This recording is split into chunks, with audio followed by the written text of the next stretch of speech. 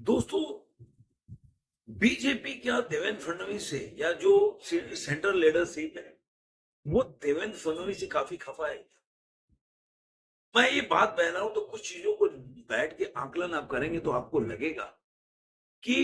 BJP जो है वो आज के टाइम में देवेंद्र फडणवीस से थोड़ा सा मुझे नाराज दिखती है, चाहे वो सेंट्रल लीडरशिप की बात जब कह रहे हो। दोस्तों, जब देवेंद्र फडणवीस पहली बार चीफ मिनिस्टर बने थे तो मुझे भी लगा था कि बहुत अच्छे, मतलब उन्होंने जब पहली बार उनको कमान मिला था और एक्सपीरियंस नहीं था, फिर भी उन्होंने जो महाराष्ट्र के लिए काम किया, विकास के लिए काम किया और विधायक उनका छवि रहा। पहला उनका अगर आप उनका देखते हैं उनका कार्यकाल तो, लेकिन दूसरा कार्यकाल आया तो दूसरा कार्यकाल, पहले तो डिप्टी सीएम थे 2.5 साल तक, और अब जो ये चुनाव जीत कर आए और पहली बार दूसरी बार मुख्यमंत्री बने, ये कार्यकाल बहुत ही कंट्रोवर्शियल हो गया। एक तो एजुकेशन पे 3-3 बिल उनको वापस लेना पड़ा। ये बहुत बड़ा सेटबैक है देवेंद्र फडणवीस की। दूसरा एक और चीज है कि देवेंद्र फडणवीस, ऐसा लगता है कि वो काम से ज्यादा जो दूसरा जो इनका कार्यकाल है वो पॉलिटिक्स में ज्यादा इन्वॉल्व है, ऐसा मुझे प्रतीत हो रहा है। क्योंकि जब आपकी स्टेबल सरकार है, आपको शिंदे साहब के जाने या अजीत पवार के जाने या किसी के आने से कोई फर्क नहीं पड़ेगा। सरकार आपकी 135 के आसपास है और अकेले भी सरकार बना सकते। फिर मुझे ऐसा नहीं लग रहा कि आप क्यों पॉलिटिक्स कर रहे हो और अपना पूरा फोकस जो है वो आपका काम छोड़कर इन चीजों में लगा हुआ। मैं क्यों बोल रहा हूं, आप देख रहे होंगे कि विगत दिनों में शिंदे साहब के साथ जब वो मुख्यमंत्री बने थे तब से उनका शिंदे साहब नाराज थे, ऐसा मीडिया जो खबर है वो बता रहा हूं। लेकिन फिर भी जी भी अमित शाह के कहने से या जो भी गृह मंत्री के कहने से ऐसा जो बात है कि शिंदे साहब मान गए और उनको मोदी जी के मानने के बोलने के बाद वो डिप्टी सीएम बन गए। लेकिन देवेंद्र फडणवीस के जो जिस तरह से उनका कार्यकलाप रहा है, जो एक्टिविटी रहती है, वो कहीं ना कहीं शिंदे साहब को नाराज करता है। कई बार वो इस तरह से डिसीजन लेते हैं, इग्नोर करते हैं, जो आपको दिख जाता है। वो पता नहीं क्यों उद्धव ठाकरे जो हैं, जो कि शिवसेना बाला साहब ठाकरे के अध्यक्ष हैं, उनके साथ अपनी नजदीकी बनाने का प्रयास करते हैं। आप देखेंगे एक बहुत पहले वीडियो भी आया था, 1 महीने पहले की बात है, जब सारे लोग चेयर पे बैठे हैं तो वो अपने जगह पे बैठने के लिए उद्धव ठाकरे को बोलते हैं, उद्धव ठाकरे बैठते नहीं, वो आगे जाके बैठ जाते, लेकिन वहां पे शिंदे साहब और कंफर्टेबल फील नहीं करते। तो ये देखिए, नेताओं की एक्टिविटी से आपको पता चल जाएगा कि नेता के मन में क्या चल रहा है या दो नेताओं के बीच में रिलेशन कैसा है। तो कहीं ना कहीं ये ऐसा लगता है कि जो शिंदे साहब है, जो देवेंद्र फडणवीस का रिलेशन बनाने का जो चक्कर है उनके साथ, जैसे आपने देखा होगा उद्धव ठाकरे मिलने गए थे उनके साथ, तो वो जो चक्कर है ना, कहीं ऐसा प्रतीत होता है, बीच में संजय राउत भी मिले थे, कि कहीं ना कहीं शिंदे साहब कंफर्टेबल फील नहीं करते। अब जो जो शिवसेना शिंदे साहब का है, वो ऑब्वियसली ये देखता है कि शिंदे साहब भी देखते हैं कि इनकी मीटिंगें हो गई। बीच में आया था कि वो लोकसभा में, अरे सॉरी, विधानसभा में जिस तरह से उन्होंने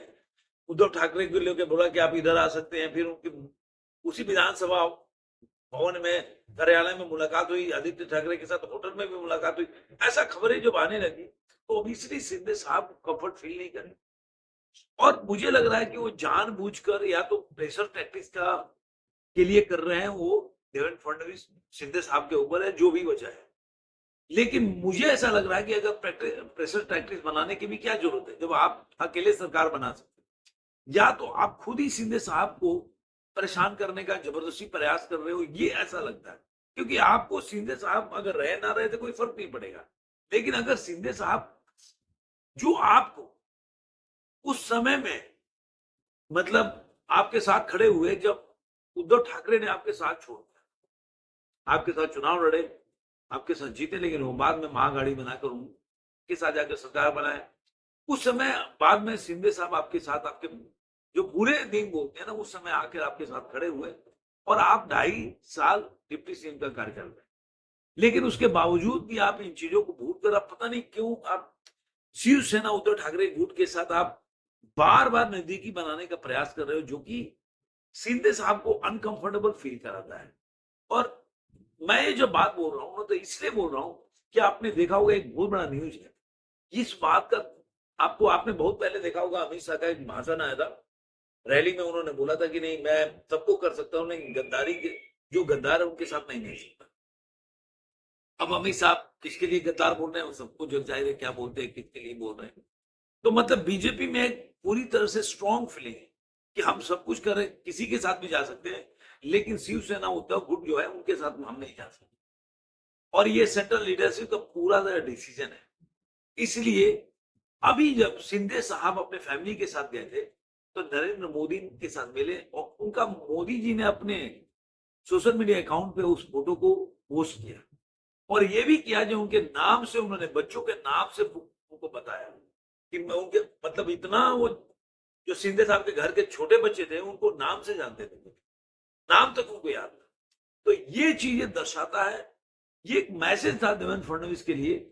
कि आप जो जिस राह पे जा रहे हो वो राह गलत है। और ये एक मैसेजिंग होता है। देखिए पॉलिटिक्स में क्या होता है, मैसेजिंग बहुत बड़ा चीज कि आप जिसके साथ देवेंद्र फडणवीस दूरी मतलब वो जिसको मतलब प्रेशर बनाना के प्रयास कर रहे हैं, लेकिन उनके उनसे ऊपर के बॉस जो है वो उनके साथ फोटोग्राफ्स डाल के, उनके फैमिली के साथ डाल के सोशल मीडिया पे और बातें जो लिख रहे हैं वो दर्शाता है कि आपकी बातों से सहमत नहीं है और आपको मैसेज देने का प्रयास कर रहे हैं कि आप अपने हद में रहो और आपको वही लाइन लेके चलना पड़ेगा जो पार्टी की लाइन है। और पार्टी की लाइन ये है कि शिंदे साहब जो